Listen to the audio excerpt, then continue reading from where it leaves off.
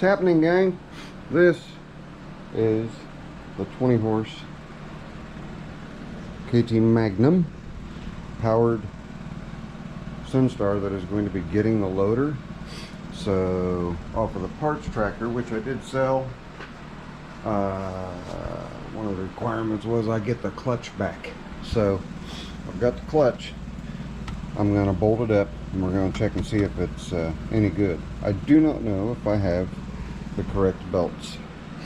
I probably have at least one that I can put on there to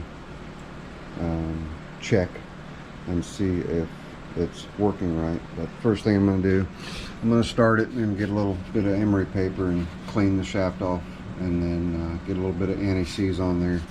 I'm going to slide the PTO on. We've got 4 bolt holes, 1, 2, 3, 4, that the clutch bolts to, and then this yellow wire, and then this black wire plug into either side of the PTO, and hopefully it's a good PTO. Hopefully. And I believe, I am not sure where that spring goes, so I'm gonna have to go look at one of the other ones just to make it easier on me.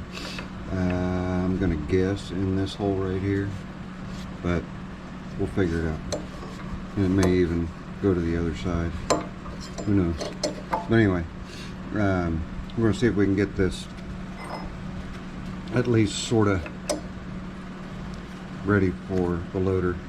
And then I bought a couple of tires and I thought, wow, great deal, $5 for a pair. Nice tires. This one's bigger. It's not taller, it's just wider. 2 different size tires. But that's alright, because it's going to be getting ag tires. Those 2. And then on the front, it has the smaller option of the 2. I've got a set, and they're silver also, that'll be going on the front of this, so I've got the taller tires. And, well, no, I'm sorry. The front tires and the back tires that are on the loader tractor now are going over to this. But my mower, both back tires, the valve core pulls completely out of one, and the other one has a leak, so they both have to come off and have to get resealed. Those are the ones that are like ATF tires, all terrain, and I really like mowing with them. They do a really good job and they don't tear up the yard as bad as the ags do. So anyway, right now, clutch. So I'll bring you back when we're getting it mounted.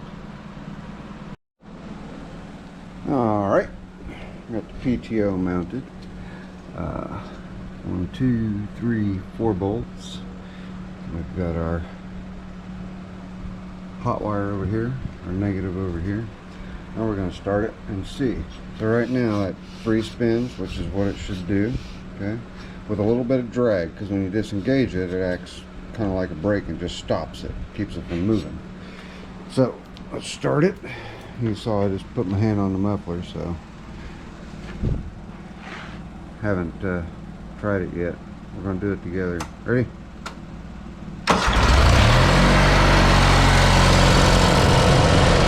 Not moving.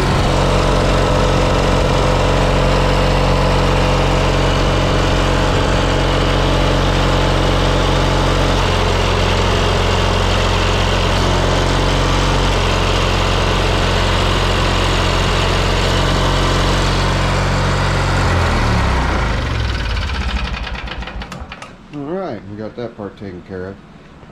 Now we need a set of matched belts. I'm going to order the correct matched belts, but for right now I'm going to find one belt that'll work. And I had a brain fart earlier. It's blatantly obvious where this goes. It goes right there to that bolt. So once we get the one belt on, we'll pull this over and put tension on it and stretch the tar out of that spring and get it up and over that bolt, because I do not have a hex drive or a square drive on this anywhere where I can pull it back to get the belt on. I may be able to just go ahead and use that, and that bearing feels fine. Those bearings feel good. Might be a little dry, but they feel okay. So that's our next task. I'm gonna not put you through the pain of me going through belts over there. We'll find one that, and possibly two, who knows, if they're the same length as the Legacies. I think I have a pair, so we'll stick at least one belt on. And we did do never sees or anti-sees on the shaft, so that'll come back off. I'm glad everything worked out. It seems to be working fine. After we get that done, I may get ambitious and throw a deck under it just to make sure that the clutch is properly in adjustment, because you can adjust these clutches for more or less drag. You have to be really careful when you do it though. You want to make sure you turn them the exact amount. There's 3 bolts, 1, 2, 3, and they're all 3 under spring tension. So you need to make sure that you don't get that whole plate in a bind in any way, shape, or form. And we've got an air quality alert and potential tornadoes and severe thunderstorms. But if June was any indication of what July is going to be, we're not going to have any. We're not going to have any rain, because we have not had any rain. We're here in Indiana. We're over 3.5 inches under what we typically would get. The dry season is typically not until August or so. My guess is fall's going to come in early like it's done in years past, and we're going to end up with more rain in August than we typically do. It seems like the seasons are moving, but they're not moving as fast as time is moving, or they're moving faster than time is moving, if you know what I'm saying. Anyway, I'm not going to get all philosophical and stuff with you, but at any rate, let's get a belt or two, see if we can't get this thing happy. Hang on. Well, we got lucky. 1/2 by 37, and I had a match pair. So,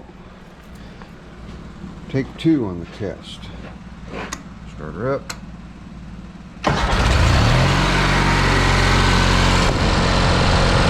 Now we'll kick it on.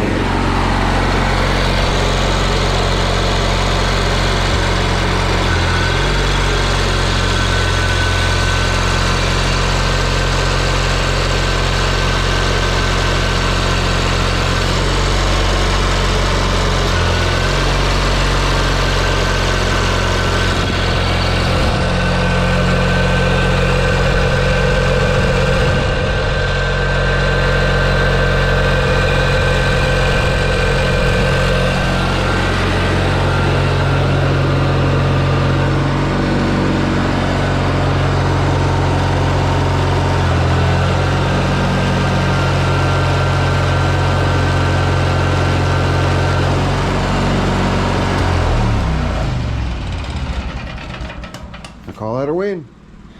I have a weird little electrical thing going on here. I don't know if you guys saw the PTO light just flicker a little bit. When I first started this, it was out in the garage. When I first started it to bring it out here to the shop, it started, and I had my seat light on, which always stays on. I had my neutral light on, which is taken care of by the hydro lever. And then my gauges were working, everything was great, and all of a sudden everything just shut off. Engine was still running, but everything else just quit. Nothing. Well, that's weird. So this battery cable was loose. Tightened it up. Seemed to take care of it. Then it started flickering again, and then the lights went out again. So clean this one up, tighten this one down. Now it's pretty much gone away completely, but I have a tiny little flicker. Don't know what it is.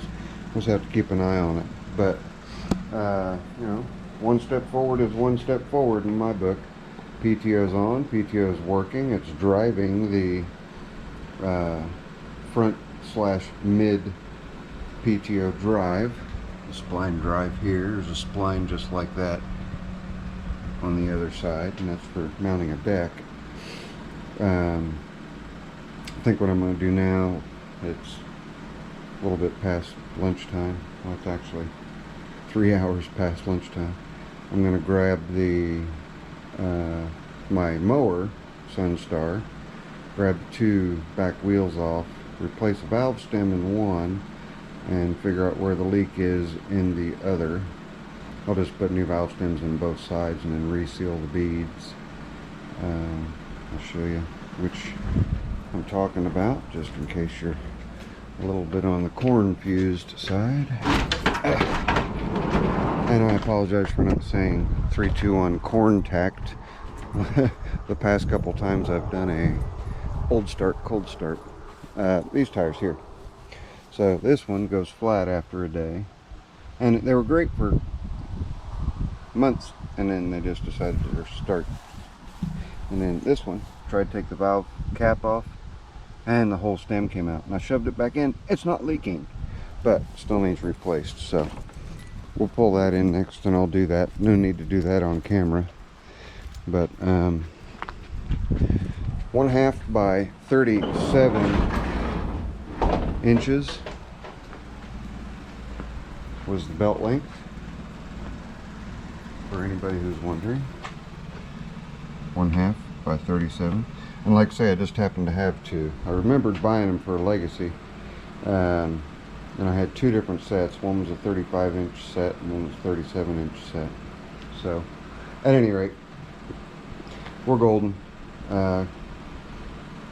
The belts are a bit long. Probably could have gone with a 36 instead of the 37, but they're working just fine. I suppose we can go out and look and compare the position of the idler pulley with the mower, which I probably could have done while I was out there showing you the tires. Yes, and I still haven't gotten my rack in the shop yet. It'll get in there. Let's take a look. Let's pop that off on the other side.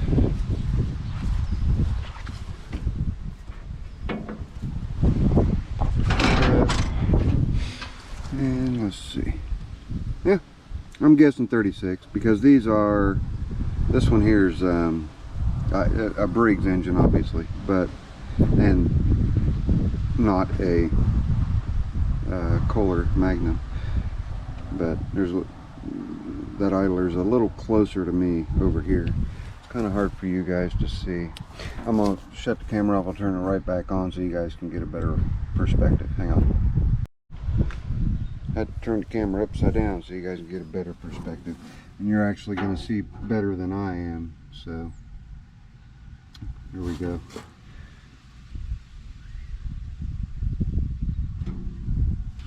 And something else I need to do is, I do not have a heat shield on top of the muffler for that Kohler powered, and I don't have my air deflector mounted either. So I've got a couple of air deflectors. I'm going to go grab one of those, and it won't be too long, and I'll be relieving the command powered Sunstar of the loader, and it should just be straightforward. It's, you know, exactly the same thing, one side to the other, one to the other. No modifications. I like no modifications. So anyway, I'm holding my I'm holding my gator clamp upside down. It's really weird feeling.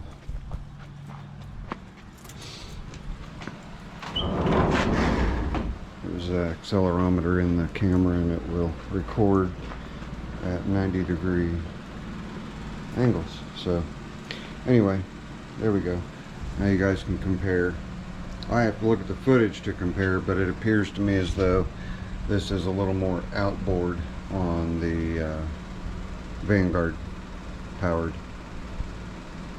but may just be the nature of the beast, because it is a different clutch that's mounted to the Vanguard. So anyway, there we go. There's a quick little job taken care of, and it runs good and quiet, sounds plenty strong. Yeah, the other PTO has a bolt holding it in place here. Anyway, awesome. This is really shaping up to be a super nice tractor. It'll do the zip loader justice. Absolutely. Yep. All right, I'm just sitting here staring at it and just soaking it all in. Just a good looking tractor. Anyway, friendly neighborhood Zippo. Oh, and the hood's just sitting over here all by itself.